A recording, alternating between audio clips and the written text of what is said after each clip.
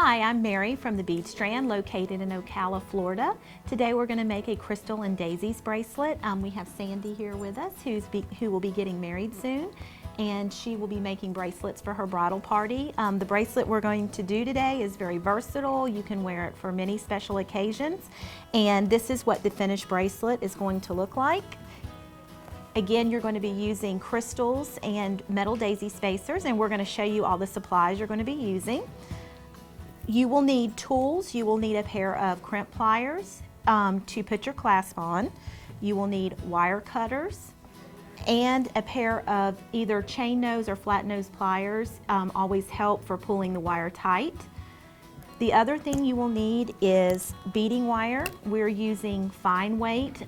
This is Softflex brand, but any fine weight beading wire works well for this project. We do recommend a higher strand count though for added flexibility and so the wire doesn't break. You will also need crystals in 2 sizes. You will need 6mm crystals for the center, and you will need 4mm crystals to run down the side of the bracelet. These are Preciosa crystals, but you can also use Swarovski crystals or any other bicone shaped crystal works well for this bracelet. The other item you need are daisy spacers. These are 4mm daisy spacers. Sometimes they are called Heshy spacers, but this is what's going in between the beads. And you will also need a clasp. The clasp, you can use any type of beading clasp, ball and socket, magnetic, toggle, whatever type of clasp you prefer works well for this. Okay, so Sandy, what we want to do is we are going to cut a piece of beading wire about 2 feet long. I'm going to go ahead and hand this to you. And again, if we want a longer bracelet, we would adjust that length. So 2 feet for a 7-inch bracelet, and then again, if we needed an 8-inch bracelet, we would want to cut it about 25 inches. So this is a 2-foot piece of wire, and we want to string one side of your clasp into the beading wire and center it on the beading wire.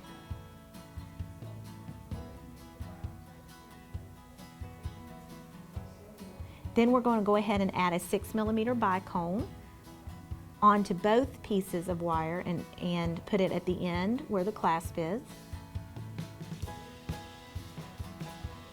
And then we want to add a daisy spacer right against that crystal, and again on both pieces of the wire.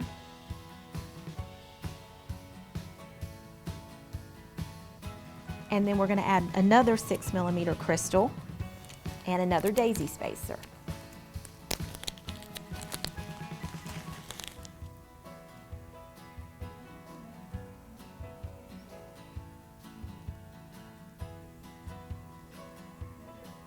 Now at this point we're going to split our wire into 2 sections. Instead of stringing the beads onto both, we're going to split them apart. And now we're going to start using our 4mm crystals. So you want to place a 4mm crystal on each strand of the wire.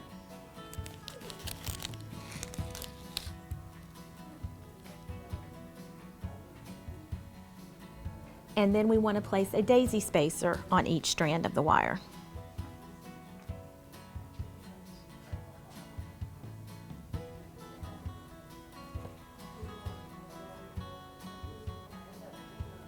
And then we want to add another crystal on each strand of wire.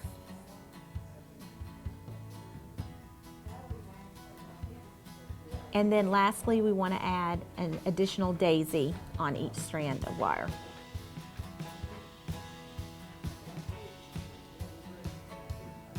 Now at this point, we are going to add a 6mm crystal onto one strand of the wire, and it does not matter which side, as long as we just put it on one strand of wire. And then we want to take the opposite wire from the one the bead is on, and we want to go through that bicone in the opposite direction, so it causes the bicone to turn in the other direction, so it's horizontal to the bracelet. So you're going to be crisscrossing through that 6mm bicone. And this is what it will look like once you crisscross it. You'll see that the daisies will be resting on either side of that 6mm crystal. And then we want to go ahead, after we do that, and add another daisy spacer on each strand of wire.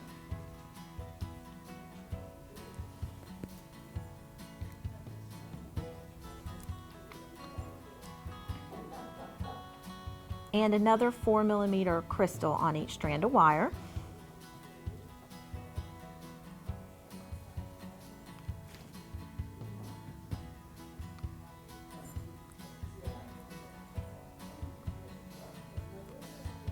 And again, we want to add another set of daisies on each side of the bracelet.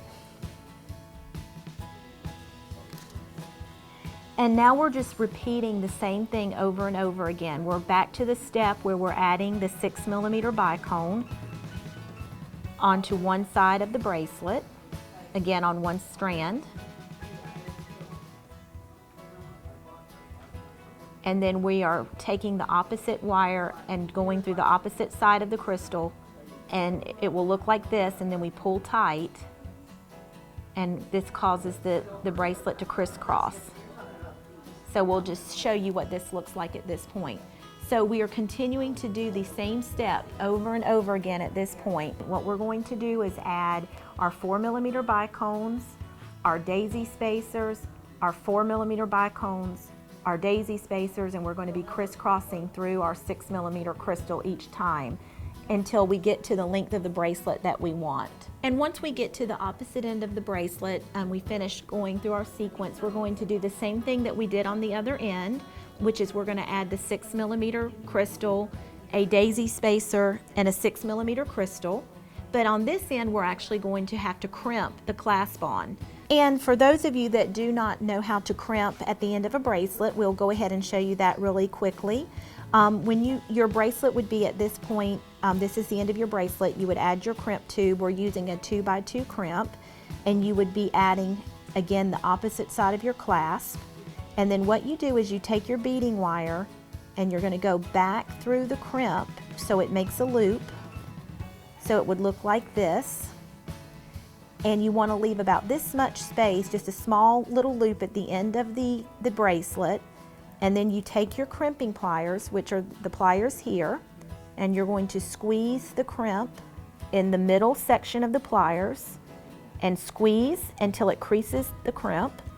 And then you're going to turn the pliers into the opposite direction where you're holding the crimp like this.